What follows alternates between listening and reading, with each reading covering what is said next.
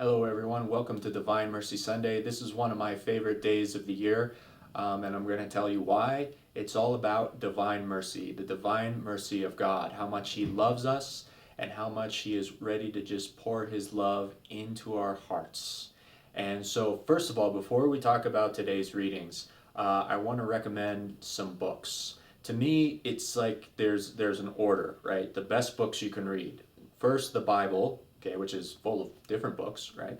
The Catechism of the Catholic Church, number 2, and then 3 is Saint Faustina's Diaries of Divine Mercy.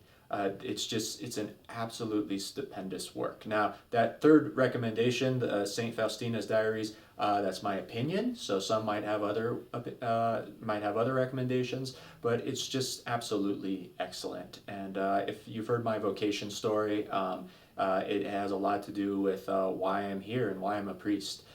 So Jesus came to Saint Faustina, and he wanted to tell the world about his divine mercy.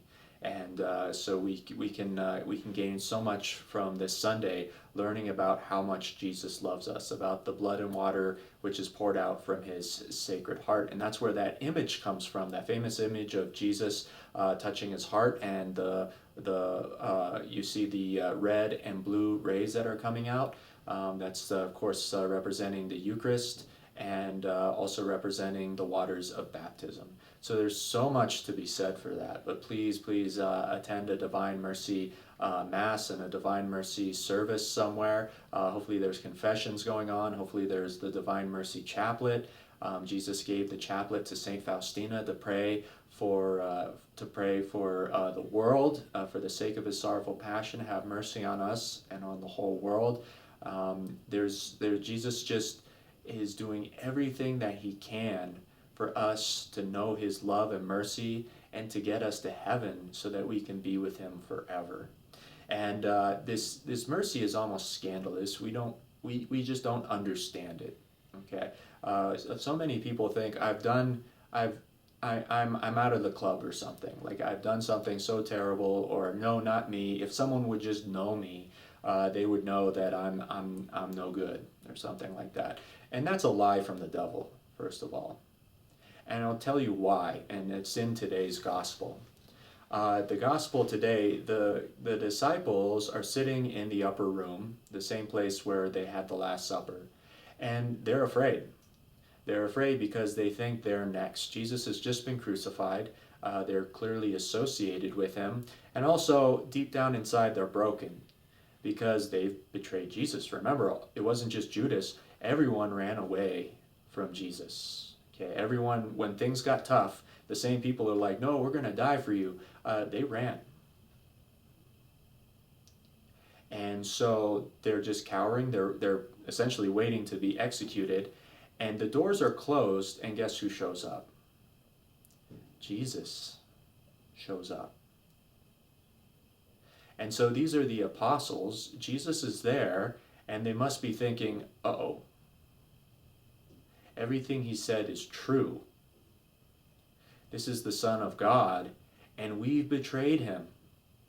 Almost everyone else has an excuse except for us. We were His closest companions. What's going to happen? And Jesus, because His ways are not our ways, and because of His greatest attribute, His divine mercy, what does He say to them?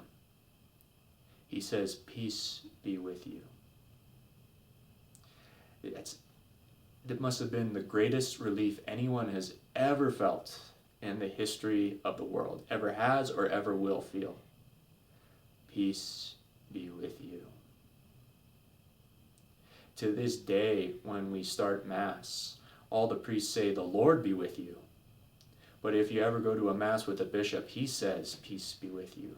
Because in that upper room, those were all bishops, right? Those were the apostles. And they know who they were and what they did.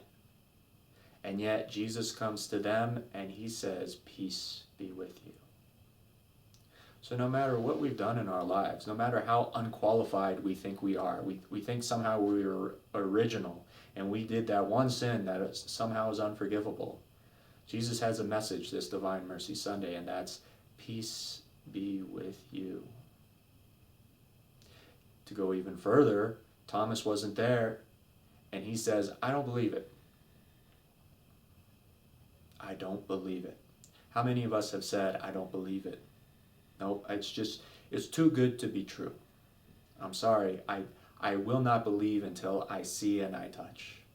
And so sure enough, Jesus shows up later to St. Thomas and says, do not be unbelieving, but believe. Again, Jesus' divine mercy for Thomas, because Thomas has quite a mission coming up.